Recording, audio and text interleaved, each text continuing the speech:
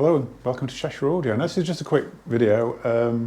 Partly I wanted to sort of just do a bit of an update on the Bristol Show. I should have done this earlier, so I kind of missed the boat on some things, but I just thought I'd just talk through a few things that I've heard about and things that I just kind of knew that were going to be there.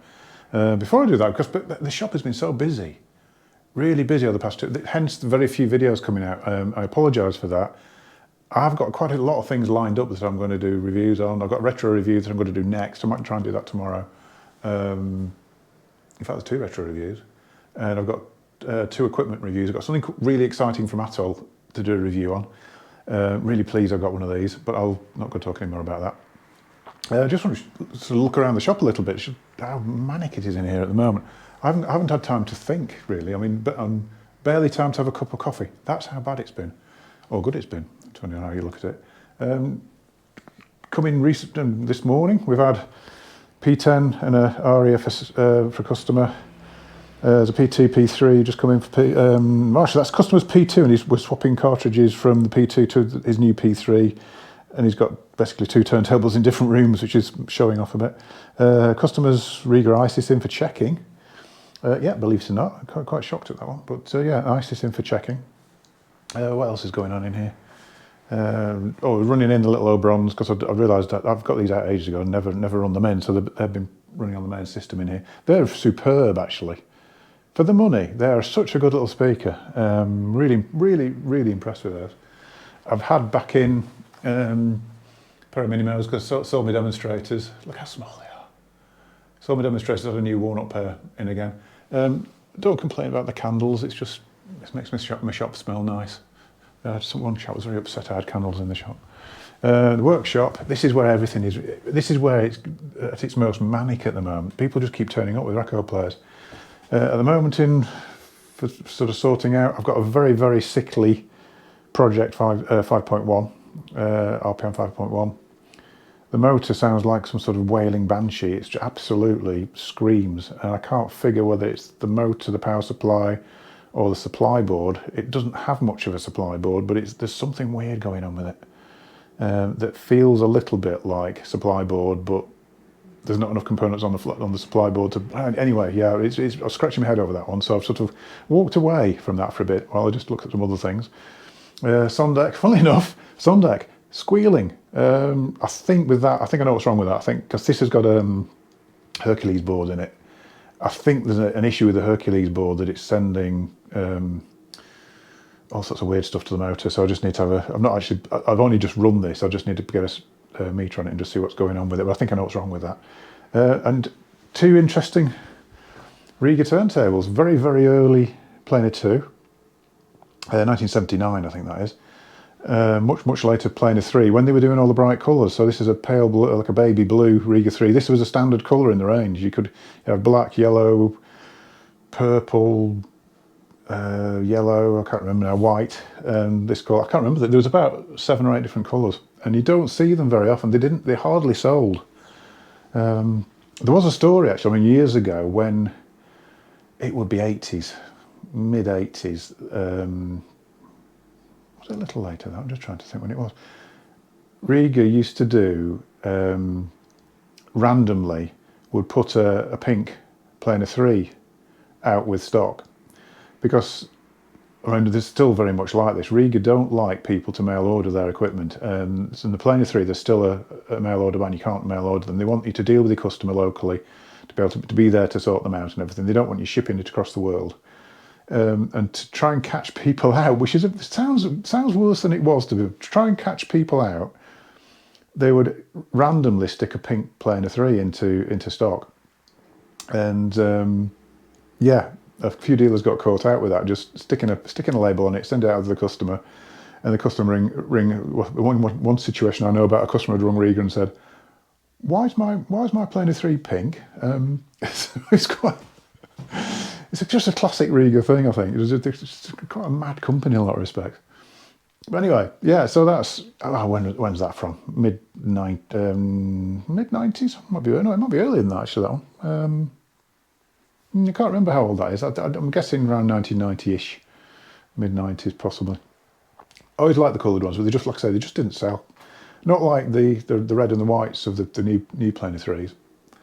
What else have we got? Oh, actually, going back to this one, can I just say, do not buy a turntable, Rega, whatever brand, off eBay unless they can say, yes, we've got the original packaging and all of the original packaging, and I know how to put it together and make it safe.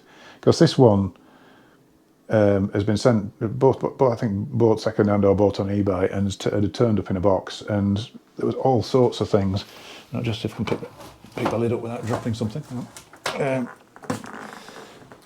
The lid didn't do too well out of it, and that's quite a rare original smoked lid. Just ignore the tape, that's just to stop it falling to little pieces, which is a real shame because it's a good condition lid with the original very retro-y Rega badge on it, and it's completely, well, it's had its day really, so that's a shame. I'm going to try and source another one for him, but yeah, where were we? Back to the Bristol show. I'm getting out of breath again. Yeah, back to the Bristol show. Yeah, the biggie was, and I knew about this, but I didn't know whether it was going to be at the Bristol show or not. Rega was showing the Naiad turntable. Now, the Naiad has had has had a bit of a journey, name-wise. Originally, it could even be 2 years ago, they were talking about a planer 12 that they were working on, that they were getting really good results from prototypes and all this sort of thing. And then 50th anniversary was coming, and I don't know if you saw, I actually did a video predicting that Rega would do a 50th anniversary model. And I actually got a phone call from the chap at Rega the next day saying, don't start saying that because we are working on something, don't do that. And it turned out that the planer 12 was now becoming the planer 50. But then, probably because we're quite a way into 2023 and the anniversary is escaping them slowly, they've changed ideas on that, and it's now called the Rega Naiad. The reason it's called, no it's not, it's called the Naya. No, I'm just getting ahead of myself. The reason it's called the Naya is because it's 80% of the performance and the name of the Naiad. If you drop the D off, that drops 20% off-ish. So, I don't know. When they told me that, I thought, no, just make it, it's just another complicated name that's too close to another one. But anyway, yeah, I quite like the principle of it. But yeah, basically, the Naiad is a lot of trickle-down technology from the Naiad, but not £30,000. It's still expensive. I mean, they were talking originally about it being £6,000 or £7,000. It looks like it's because everything's gone up anyway and whatever, it's going to be roughly 9,000 without cartridge, and they will do a package with a Felian cartridge, which brings it up to about 12. Sounds like a lot of money, but when you look at the tone arm, there's quite a lot of titanium parts on it. I think the arm tube is still the same as RB3000, but a lot of the rest of it is titanium. The plinth material is they've gone away from the tan cast, which is like the P10, the P8, the P6 use tan cast. It's a version of carbon fibre, but not carbon fibre at the level that the Naiad was. So it's kind of an intermediate, but it's more Naiad than it is P10 really. So that's going to be really interesting. Oh, the power supply I think is P10. So there's P10 bits on a structure that's roughly based on a Naiad. I can't get. What is it with Rega names? They don't make it. They don't make it easy to remember. Although Aria, Anya, Alia, Ara. Yeah, I've said this before. There's hundreds of names that all sound the same that have come out of Rega over the years. Also at the Bristol show, there was Exposure was showing, and they said to me a while ago, they said, we've got something really exciting. You must come to the show, and obviously I messed up. And then just before, they actually said, well, what it is, we've got a prototype CD player coming that's going to be back up mid to high end, mid ends really, I suppose. I'm having some really good results with it. I think you're going to love this, whatever. And yeah, so that was there. I think it's going to be £2,000-3,000 probably. Top loader Exposure CD player. Exposure are really good at CD players. Their little XMCD is lovely. I really like that. Slightly quirky. It's a bit like the Rega ones, top loading, but this has got a clamp on, so there's an extra level of complication, I suppose, with it, but it does work really well. It's a bit like more like a name player in that respect, really. So really excited to see that. I wish I'd been able to see that, really, because that CD is definitely making quite a big comeback. And I'm selling quite a lot of players. It's quite strange, really. What else was there? Oh yeah, Neat had the Elite Classic, which is kind of, I might be proved wrong on this one, I think an Elite is a floor standing petite, I think. So they've reintroduced, because they had such success with the petite, they've reintroduced the original Elite as well as a floor stander, much improved, whatever, and that's going to be about 3 to 50, I think, on the road, as I say. What else was there? I'm not sure, I forgot to mention this when I did my little summing up before. Trichord. Now Trichord of Trichord Dino or Dino, I think it is, Dino, not Dino. Phono stages, the Diablo and all this sort of thing. I spoke to Graham about 2.5 years ago-ish, probably a couple of years ago, and he'd got to the situation, because of all the parts problems, getting hold of things, sounded like he was in almost mad panic, because he had, I think he said 80 or 90 orders for Dinos, no parts to make them, no possibility of getting parts to make them, and he didn't know what to do. And it was like this major, because I was trying to order one, and he said, well, forget it, because even if the parts come tomorrow, it'll still take me 6 months to build all the orders I've got. So he wasn't short of orders, he just couldn't build. And then he disappeared, or at least I thought he disappeared, because the website went down at one point. He didn't answer emails and he hadn't answered his phone. Now, whether or not that was just bad timing on my part, because he was still there.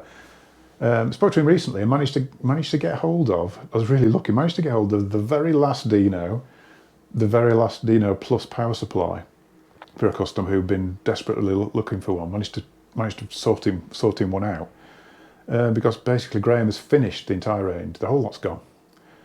But there's a new phono stage coming, slightly more high end, so it's above Diablo-ish, I suppose. I think he's talking about it being 1300 or so. Apparently, he was going to be at Bristol. Now, I've not spoken to anybody who's sort of confirmed that, really. I perhaps need to ring Graham and ask him. That's the easy way, isn't it? Just ring him and ask him.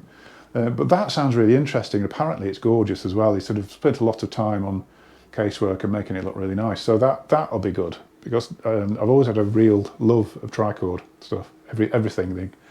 A lot of stuff's he done over the years. Well, he was involved with Michel Electro power amps. He did the D300 power amps, which were very good, even though they were Class D.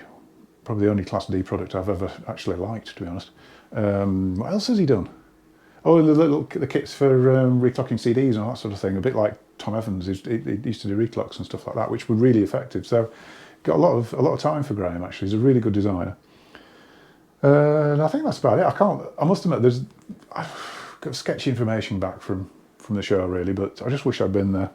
Anyway, I'm going to stop it there because I'm waffling now.